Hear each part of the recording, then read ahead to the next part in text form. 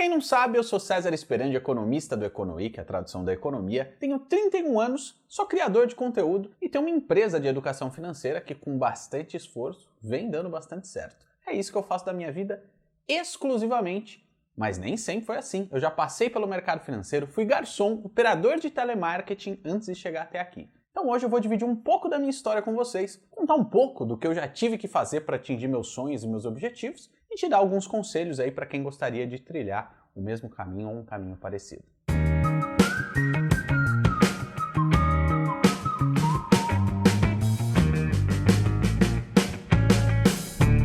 Antes de contar a minha história, hoje eu não vou pedir para você se inscrever e nem deixar um like. Para continuar produzindo conteúdo que faz sentido para você, eu queria saber duas coisas. A primeira é por que você segue a gente aqui no Econoweek? Deixa aí seu comentário. E a segunda é qual assunto você mais gosta de ver por aqui? Política e economia, investimentos, finanças pessoais ou faculdade e carreira? Deixa aí seus comentários que eu vou começar a fazer cada vez mais conteúdo de acordo com o que você pedir. Então agora deixa eu contar um pouquinho da minha história, da minha trajetória, e no próximo episódio vai ser a vez da minha sócia Yolanda contar a história dela e como que a gente chegou até aqui e abriu uma empresa. Eu decidi que ia fazer faculdade de economia quando ainda estava no segundo ano do ensino médio e muita gente já ouviu essa história porque eu contei várias vezes. Apesar de eu ter decidido relativamente cedo qual curso que eu ia fazer, eu não tinha muita certeza do que eu ia fazer da vida. Eu só sabia que queria deixar alguma contribuição positiva para o mundo e queria ter a minha própria empresa em vez de ficar trabalhando para os outros o resto da vida. Foi justamente por isso que eu escolhi economia, já que até hoje eu acho que ela é uma das principais engrenagens que movem o mundo.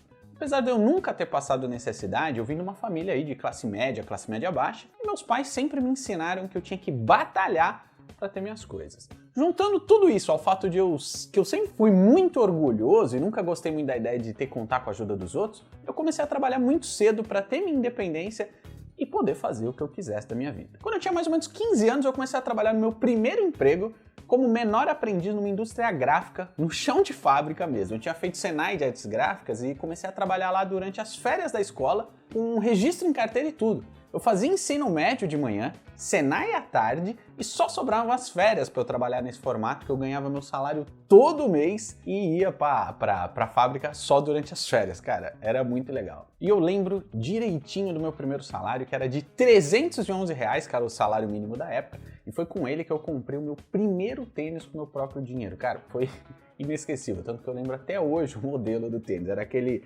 Adidas Star cabeção, sabe, que tem um plástico na frente, preto e branco. É legal, eu queria muito aquele tênis. Nessa época eu já comecei a juntar, a guardar um dinheirinho, porque na verdade eu nunca fui de gastar todo o meu salário. Mas depois disso, eu já fui garçom em buffet infantil e trabalhei numa loja de impressora informática até fazer 18 anos, quando eu consegui um emprego numa empresa chamada Alphacom, que depois foi comprada aí pela Ipsos, uma gigante do setor de pesquisa. Eu era contratado para fazer pesquisa por telefone. Na verdade, eu não precisava vender nada, mas era um serviço de telemarketing na prática que eu trabalhava de segunda a sábado e tenho alguns bons amigos dessa época até hoje. Foi justamente nessa fase que eu comecei a faculdade de economia, que era uma faculdade bem cara, para falar a verdade, mesmo para os padrões de São Paulo, que já é uma cidade cara. Mesmo assim, eu consegui pagar minha faculdade com o dinheiro que eu juntei lá da época do telemarketing. Depois eu ainda arrumei meu primeiro estágio dentro da própria faculdade e não precisei mais pagar a faculdade nesse período. Aliás, foi nessa época que eu conheci a Yolanda, que se tornou minha sócia anos depois aqui no Economy. Mas se você estava achando que foi aí que as coisas começaram a ficar mais fáceis porque eu não precisava pagar a faculdade, cara, tá enganado. Eu aceitei esse estágio porque era a área de pesquisa econômica e seria meu primeiro passo dentro da economia, mas apesar de eu não ter que pagar mais a faculdade, eu recebi o auxílio de R$150 por mês, além da bolsa, que mal dava para tomar uma breja no bar do lado da faculdade e comprar um lanche no intervalo. Mas como eu sempre economizei, esse foi um período que todo mês eu usava um pouquinho do meu dinheiro guardado para comprar alguma coisa que eu quisesse, que eu precisasse. E foi, por exemplo, nessa época que eu também voltei a estudar inglês com esse dinheiro. Depois disso, eu arrumei outro estágio, dessa vez na LCA Consultores, a maior consultoria econômica do Brasil até hoje. Foi aí que eu comecei a minha carreira mais sólida. Fui registrado, virei economista e até sócio dessa consultoria depois de uns anos. E também foi na época da LCA que eu comecei a fazer os vídeos para o Econoweek com a ideia de traduzir a economia para todo mundo. Tudo isso sem largar meu trabalho, que era a minha principal fonte de renda. Na época eu comecei só com um canal no YouTube, mas hoje a gente já está presente no Instagram, Spotify, Coluna UOL e várias outras redes sociais, que eu deixei aqui na descrição desse episódio, como sempre. se você quiser seguir a gente e deixar seu like. Nessa fase meu salário já era muito melhor e eu aproveitei para fazer um monte de coisa que eu queria fazer, que nem um monte de viagem que eu sempre sonhei. Eu fui para os Estados Unidos, Tailândia, Bolívia, Uruguai, África do Sul, Europa, sempre ficando em hostel e aproveitando as promoções de voos baratos para nunca extrapolar o orçamento e continuar economizando sempre. Depois de uns anos eu resolvi sair da consultoria e virei economista lá do Banco Safra, um dos maiores bancos do Brasil, mas eu continuava firme e forte no Econoic e foi uma fase super legal porque eu resolvi vir morar sozinho aqui na região da Avenida Paulista. Para jogar bem limpo, essa região é bem cara, mas eu vendi meu carro para dar uma balanceada nos gastos e achei um apartamento bem pequenininho, que é justamente esse aqui, porque eu nunca fui atrás de muito luxo na minha vida. E morar sozinho é um negócio bem caro, mas antes de tomar essa decisão, eu já tinha feito todas as contas para ver se ia caber no meu orçamento. E até hoje eu confesso que de vez em quando eu me assusto com os custos de moradia, aluguel, principalmente supermercado. Quem nunca foi do supermercado e se assustou com o preço de uma única sacolinha de compra?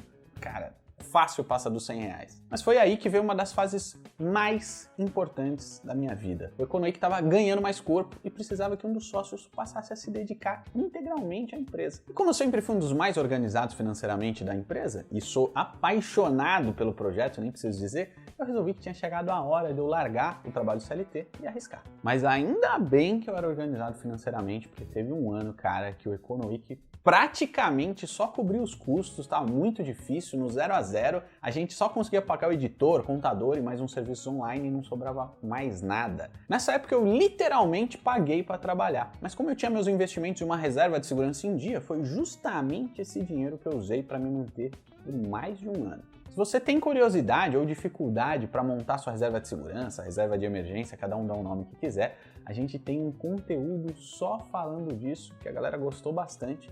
Eu tô deixando o link aqui na descrição desse episódio. Hoje, graças a Deus, as coisas estão muito melhores para o Econoic e para o meu lado também, já que essa é a minha única fonte de renda. Aliás, essa só não é a minha única fonte de renda porque eu sempre economizei e sempre investi meu dinheiro. Então, meus investimentos também geram uma renda extra, embora não seja a minha renda principal. E esse é justamente o principal conselho que eu queria te passar hoje.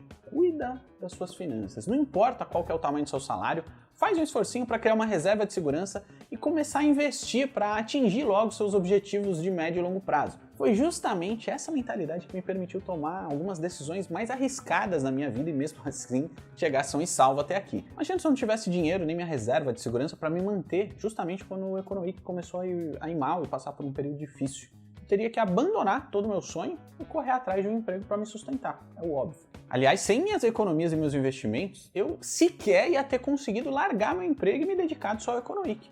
Mas bem antes disso, eu também teria feito um monte de coisa que me trouxeram até aqui e que fazem de mim quem eu sou. De vez em quando tem gente que ainda fala que eu só consegui tudo isso porque eu tinha um salário muito bom, mas quem fala isso com certeza não conhece essa história que eu acabei de contar. Foi justamente o meu hábito de sempre economizar e sempre investir que permitiu que eu comprasse meu primeiro tênis, que eu pagasse sozinho uma faculdade boa, que eu estudasse inglês, que eu viajasse e pudesse me dar o luxo de um dia correr atrás dos meus sonhos. E um deles era ter minha própria empresa e viver só de educação financeira, que é o que eu faço hoje. E eu contei toda essa história porque eu queria criar uma vontade em você de também cuidar melhor do seu dinheiro. Se você ainda não investe e quer investir, dá uma olhada no vídeo de reserva de segurança, reserva de emergência que eu deixei na descrição aqui do episódio e na Toro Investimentos, que é uma corretora que pensa no investidor iniciante para tornar tudo mais fácil. Ainda por cima, eles não cobram nada pela corretagem de compra e venda de ações e também tem taxa zero para todos os outros investimentos de renda fixa, o que faz toda a diferença para não consumir os ganhos do pequeno investidor.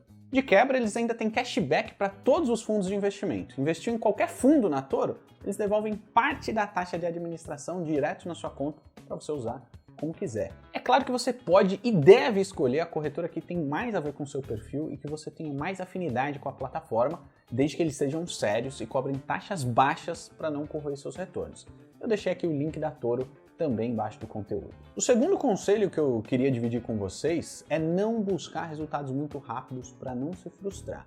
A maior parte das melhores coisas que a gente vai colher ao longo da vida foram plantadas lá atrás, então é preciso ter paciência e persistência para as coisas darem certo. Foi assim para mim, eu acredito que é para muita gente também. Mas é incrível como as coisas começam a dar certo devagarinho, vai melhorando e quase como um passe de mágica, tudo começa a dar certo de uma vez só.